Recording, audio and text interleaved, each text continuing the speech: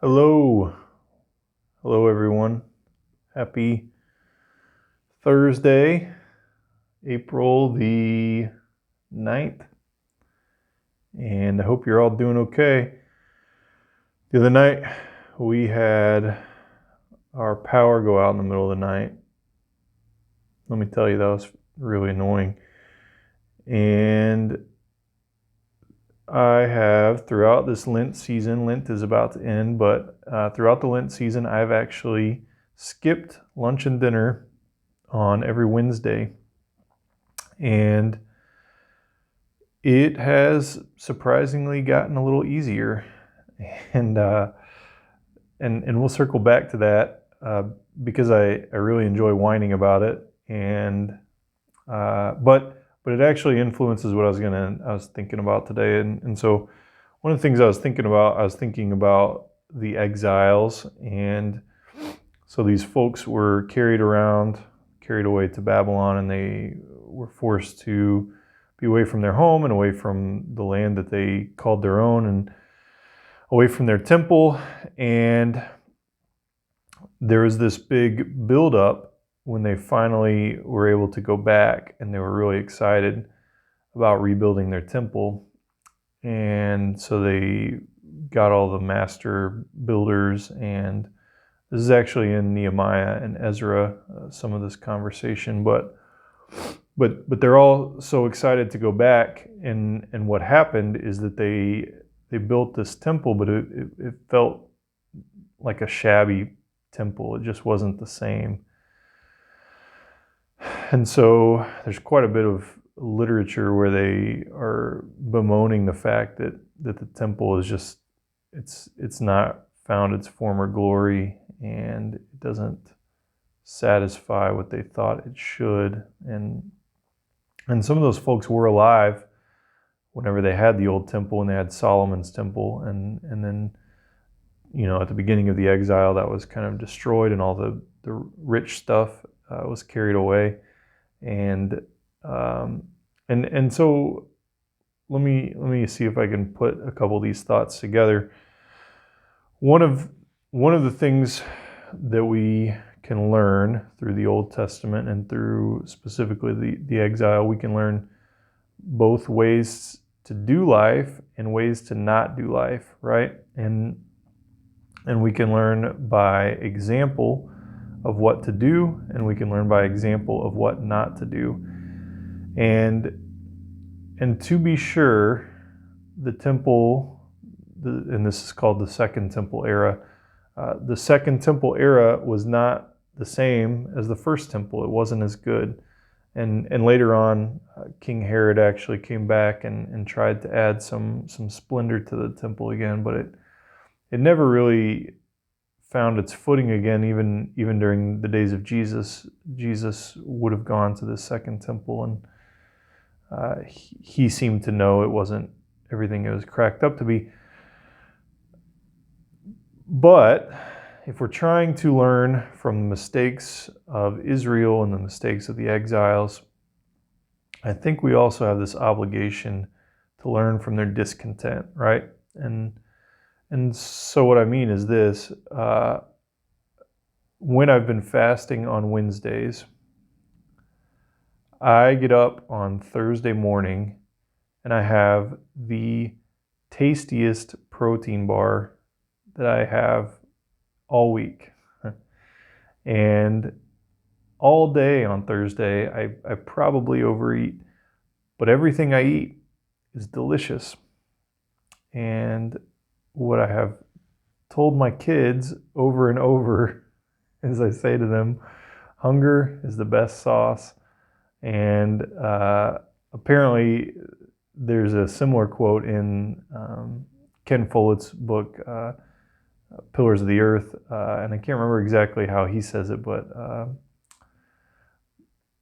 there's this idea, I think, that when we lack something, then we can appreciate it so much more when we finally have it again. And what we learn by negative example from Israel, I think we can learn by positive example in ourselves, right? So Israel came back, and yeah, the temple wasn't the same, but couldn't they have still appreciated that they had a temple again? Couldn't they have appreciated that they could meet with God again? Couldn't they have appreciated that they could finally have their nation again? And instead of complaining about why it wasn't as good as it used to be, couldn't they have emphasized, hey, we've got something good here and we should appreciate that? And so I wanted to bring that into our current exile quarantine world. And one of the temptations, and I want to say, we should utilize the time we have. And I talked a couple days ago about how I think some of us surviving this thing is the best we can do, and I think that that's accurate. Some of us can really make the best of the situation, and the truth is, which camp you fall into may depend on the day of the week. And so some days you may really exceed your own limits, and some days you may not even reach your own basement, but all that to say, while we definitely can grow in this time and experience some good things, we all want life to be back to normal. And I think for me, one of the things I'm starting to try to do is I'm trying to catalog and recognize the things that maybe I didn't appreciate as much whenever things were normal.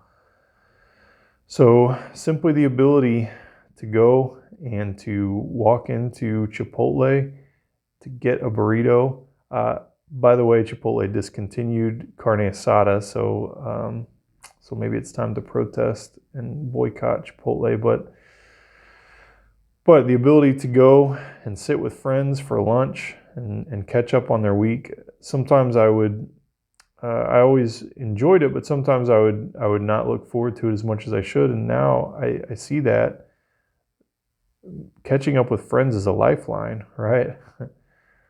The ability to walk to the store and not be a little bit freaked out when somebody's in your bubble. And I don't like people being close to me anyway, but the ability to go to outdoor music concerts, the ability to go to a baseball game, the ability to watch a basketball game, all these things, and I think for some folks they don't generally like those things anyway, but for some of us we do, and my hope is that those things can be the sweeter as a result of not having them, and that it's a little bit like hunger being the best sauce, and that we can hunger for those things. And so let me pull this all the way around to why it matters to me theologically. We, as modern people, are able to compartmentalize our lives to a degree that nobody has in the history of humankind. We are able to barely know our neighbors, and we're able to, even in a normal time, we're able to go to church online, and we all know church is the people, right? But there's this temptation, I think, to think, well, I got my Jesus in online by listening and consuming. But what I think we can find in this time is this is, I think, bringing to light how desperately we need people, how desperately we need to be in the presence of people. We need somebody that can pat us on the back, look us in the eye, and say, "How was your day last week? How did work go? What's been stressing you out?" We need that, and so I want you to, if you could do nothing else this week, I want you to write down some reasons you need people.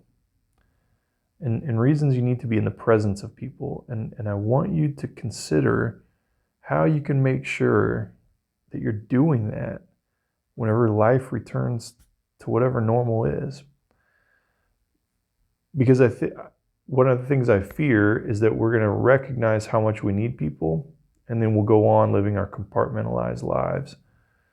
The truth is, this could be a real opportunity for us to invest in community to invest in others, to invest in knowing people deeply and more truly, to being vulnerable and honest.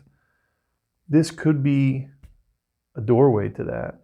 And so if nothing else comes from this, I am very confident that when we come out of this, people will know how much they need other people.